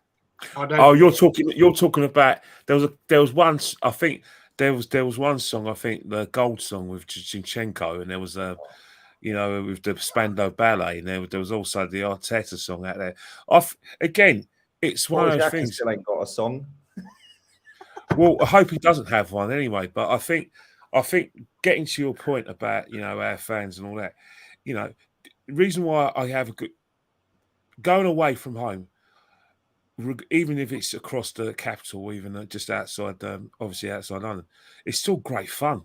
It's still because it's a day out because you start a day, even if you either take a day off work and it's the travelling, the build up, the conversations. Sometimes the match is an afterthought because you cultivate relationships. You have a debate, even in the pubs before that. Or I don't drink, but I still frequent pubs. And then when you get something, you build up to it. And then all of a sudden you hear the songs and you get caught up in the atmosphere because you're the underdog really because you're outnumbered. They got 25,000 fans, we only got 3,000, so you get caught up in it. But in terms of what you were saying about our first 5 games, we have to play to the best of our ability to win those games. And the reason why I'm saying that is because despite the fact that we're better than a lot of those teams, the mistakes that we discussed in Crystal Palace are still there. The level of fitness of the teams we played in pre-season is a lot less than the level of fitness we're going to be meeting teams in the Premiership. They're going to be at it. Leicester, despite the fact that I suspect there's financial problems there because they haven't bought a player and they're potentially letting players go. Something doesn't add up there. But Leicester still have good players. They still have Maddison. They still have Jamie Vardy. A guy Dewsbury Hall is going to become a really good player for them. And they still got the nucleus of their beefed up defence. They've probably got the Wales's goalkeeper. But apart from that, they still got players that can hurt us. But saying that, we have to beat Leicester. But we have to be better than we have to be flawless. That brings me on to a very good point. Very good point. And I think we'll end the show on this one. Before we go, Harry Brandon, £5. Thank you, my friend. Thank you for your you also missed a super chat from RT. It was I see it come up on the screen. Yeah, it said, does Kenny get any grief at games from Top Gooners? I'm trying to who? It said, does Kenny get any grief at games from Top Gooners? Yeah, probably. What do you think? I don't know where these super chats go, guys. They go at the top, then they disappear. I'm going right through. But guys, if you put super chats in, I've missed them. I'm so sorry, but it seems I don't know. Lee, do you get this problem? Not really, but to be honest, here we go. I've got one here. Joe Eaton, £2. Thank you, my friend. Thank you. Big up the 4 streamliners of the Arsenal fan base. Top man, mate. We do our best. We give it all. We don't talk crap on this channel. We don't talk crap on Lee's channel. Gracie-Mae, she talks it from the hip. Don't mess up with Gracie-Mae. She's a woman. You don't take it like Ooh. RT, £2, my friend. Thank you very much.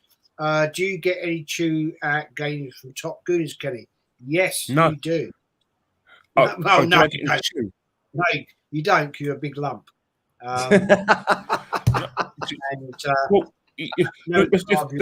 thing about that, to answer RT's question, the biggest problem these Top Gunners has got, and it's a simple one, it's obvious, it's actually right in front of their nose. I know who they are. I know what they look like. I know who they were before they had a social media presence. So I know how they really think and how they really behave. And what they're doing on their media channel, it's all a big act for me. It's all a big act. They're playing a game superbly for me. But if I see it again, I say, come on, did you really mean that? I had actually, believe it or not, I had a really good conversation with Julian from AFTV. He's probably going to kill me for saying it, embarrassing like this. But we had a deep conversation. A lot of stuff I would say is private, but you know, we did question each other on a lot of things.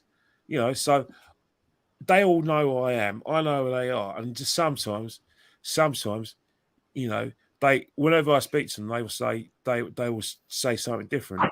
You know, and that's probably why away games are fun for me, because there's a lot of people I know, and the top gooners, if they have a situation, they've got a problem, they're free for us to have a chat about it, like men. But some of them bear grudges, don't want to speak to me.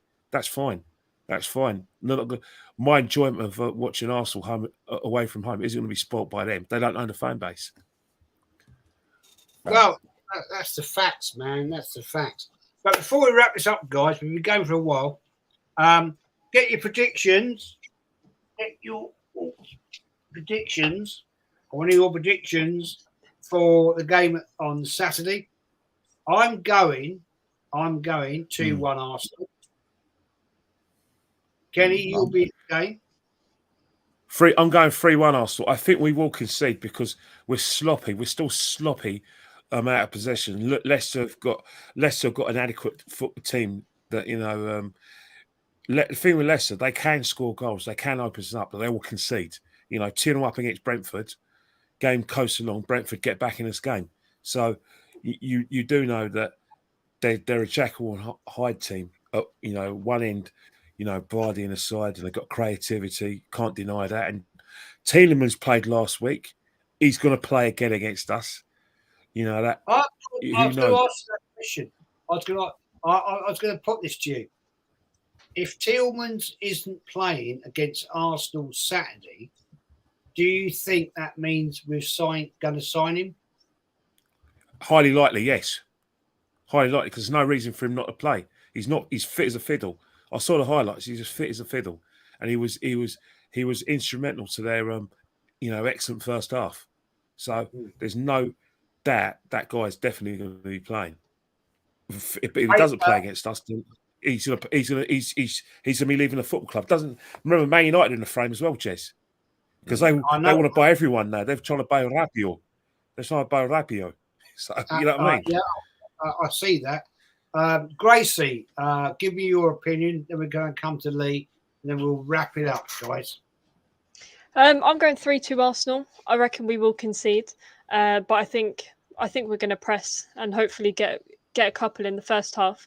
I think, as you said, I think if Tielemans doesn't play, I think that says it all, really. I think it's pretty much a done deal, and you know, all the things that are going around, rumours, etc. It does look likely. I'd love to have him, but just before we move on, just to address something, people are telling me to speak more, this and that. Right? It's not how I work. Right? It's I don't jump. I can't jump in. It's just the way I talk. But I'm here. I do talk. So. Go back to the beginning, go back to the middle. I'm talking at every different point. So, yeah, just to address that, because I've seen quite a few people say it. I am here. I do talk. So there you go. But yeah, 3-2 Arsenal for me. I'm just going to address that. Gracie-Mae is the sort of person. She's very concise. She likes to put a point, and she likes to say what she wants to say, and shut up. I mean that very politely. Yeah, that's exactly it. She's not the sort of person who likes to drag things out. Gracie and I talk a lot off screen on Insta and all that.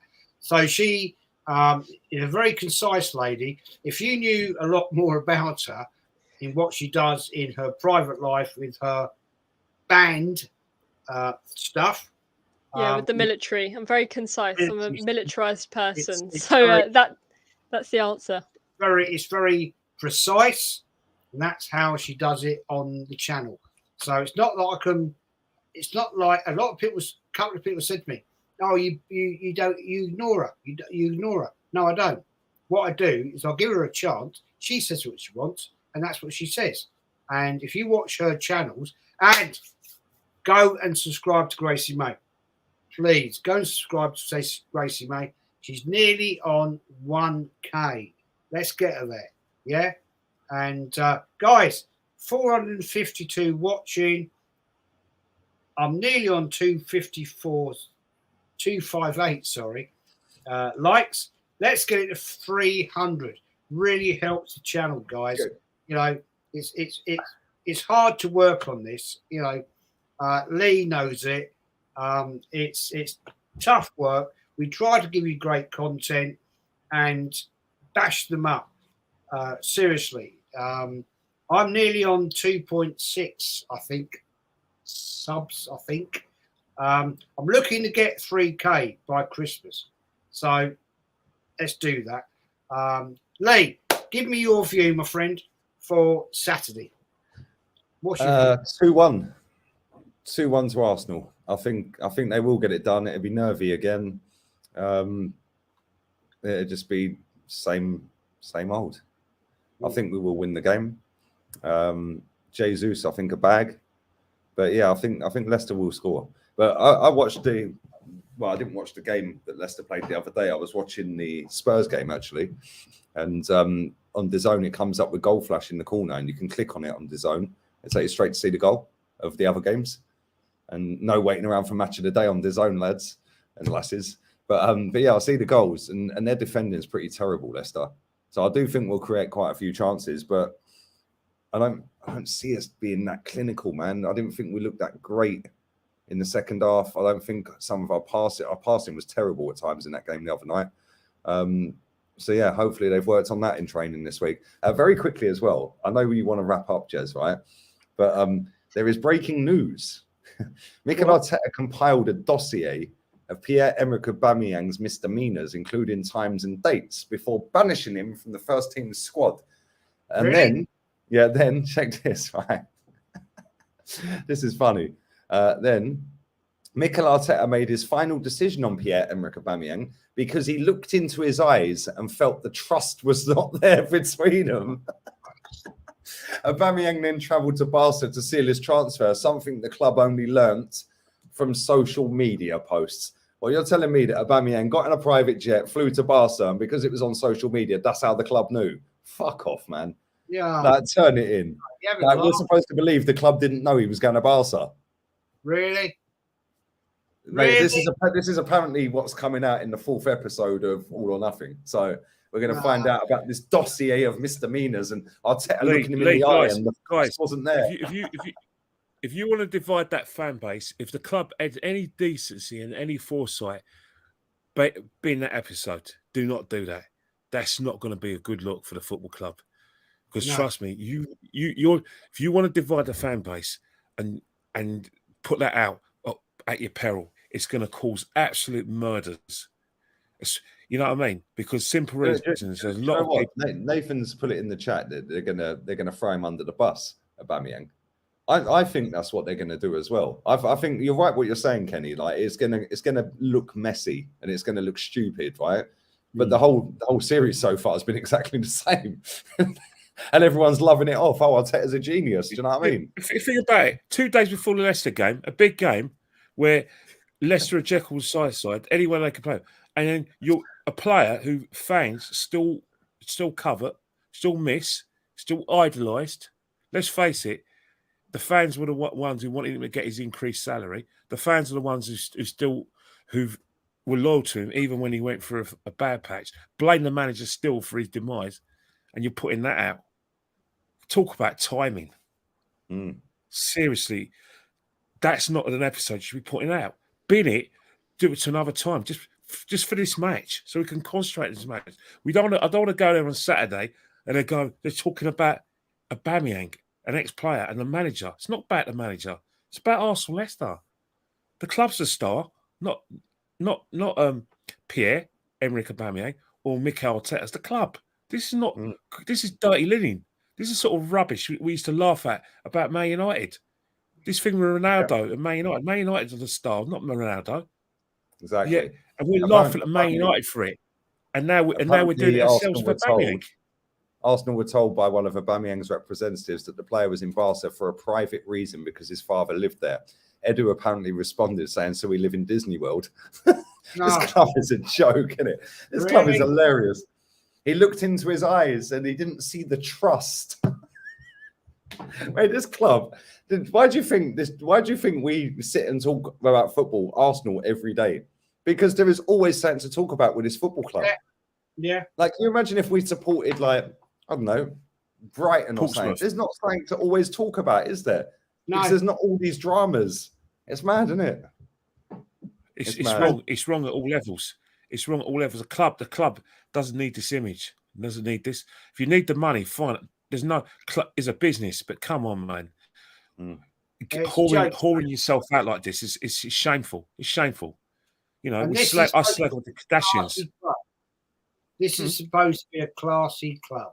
Mate, some of the comments on this tweet that's gone out about it, somebody's put, so you mean to say Arsenal throws him out for a few weeks by putting him on the bench, playing 0 minutes in certain games, then coming on with 3 minutes to go in other games? Arteta and Arsenal's PR is incredible. Another comment said, looked into his eyes means threw him under the bus when he felt the pressure after we got beaten at Everton. Aubameyang was used as a scapegoat for the club's failure. Absolute fact. Yeah, that is a fact. And I'm pretty sure in the next couple of weeks, it'll all come out. In the next couple of months, it'll all come out from Aubameyang's side. Yeah, because that's what happens. Maybe this month, next month, year, 2 years, 5 years. Eventually, it comes out. We see it with Van Persie. Yeah, they have to defend themselves because you're giving him an opportunity to defend himself. When he does, this is done. This is done. Bin that episode. Exactly. He left last season, and now we're talking about him this season.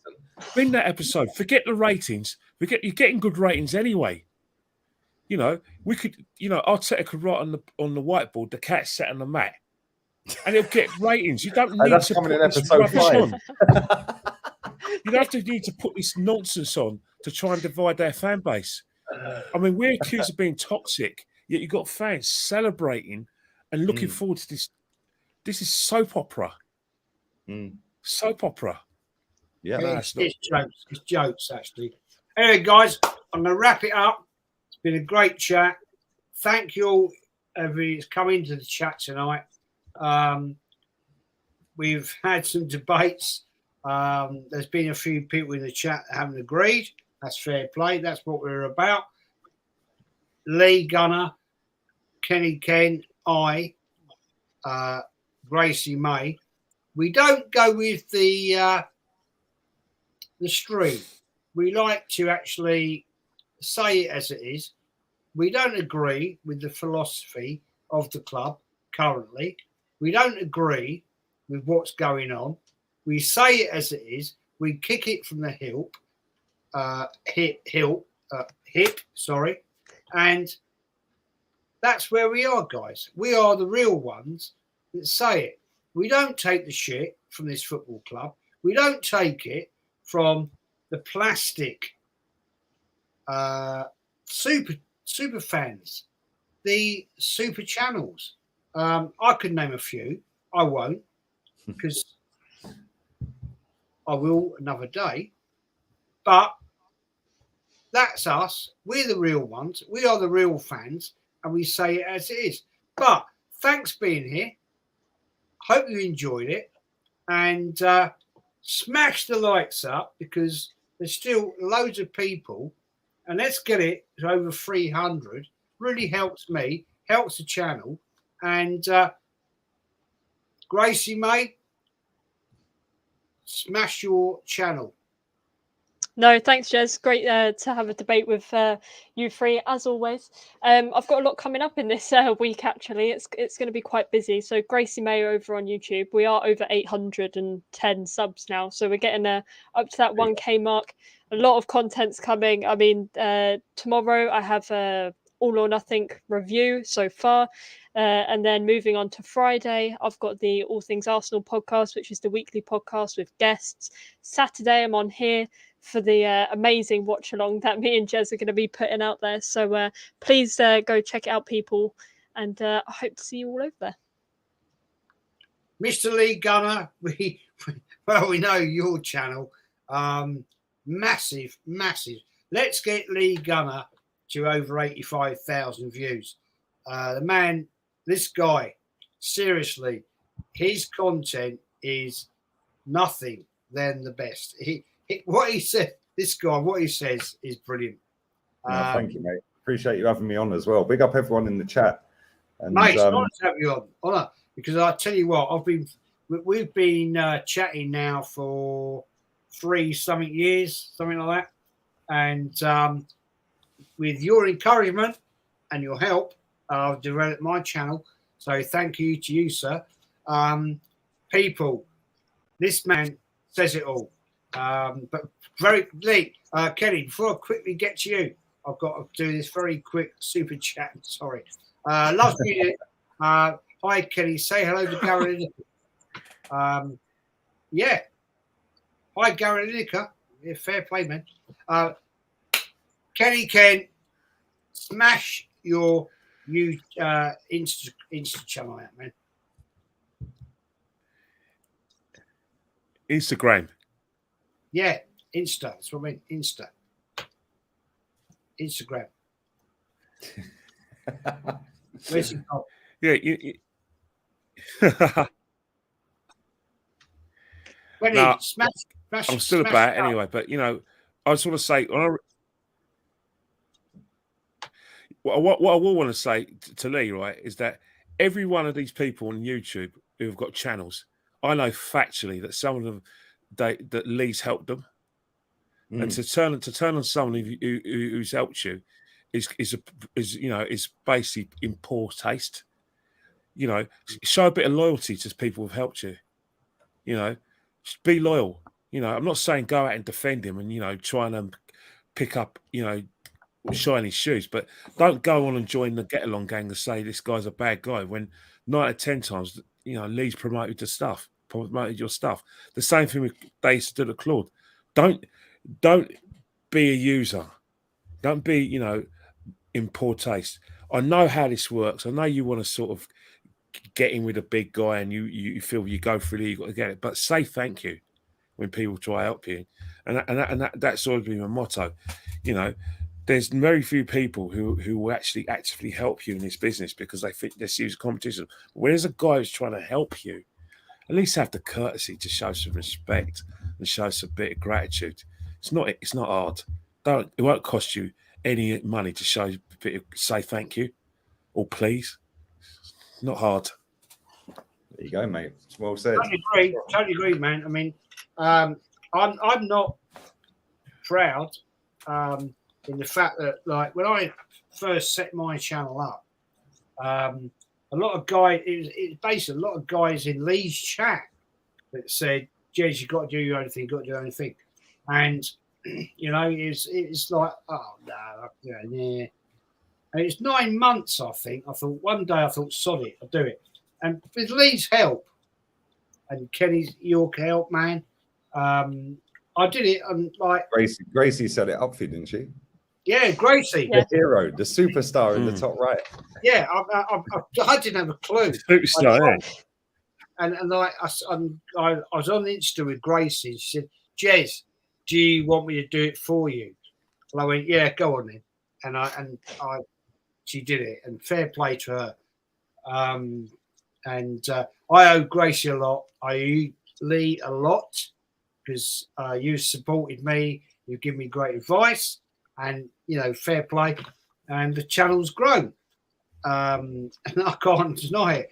And sometimes I get a bit embarrassed about it. To be fair, because I get people come on my channel, and they say certain things, how they can help me build my channel, and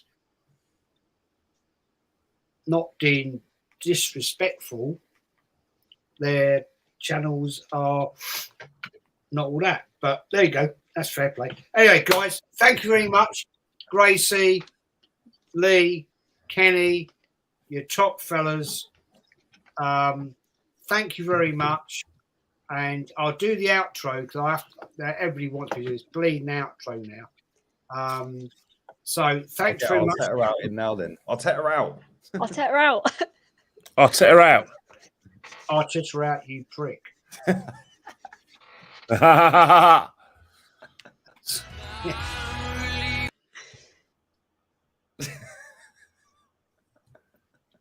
It's going mad tonight, guys. It's not working. Relieved to hear that you've been to some far places. It's hard to carry on when you feel all alone.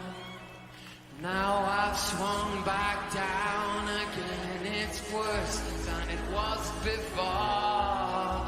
If I hadn't seen such, And it's Thierry Henry, and Henry is magnificent. It's absolutely magnificent.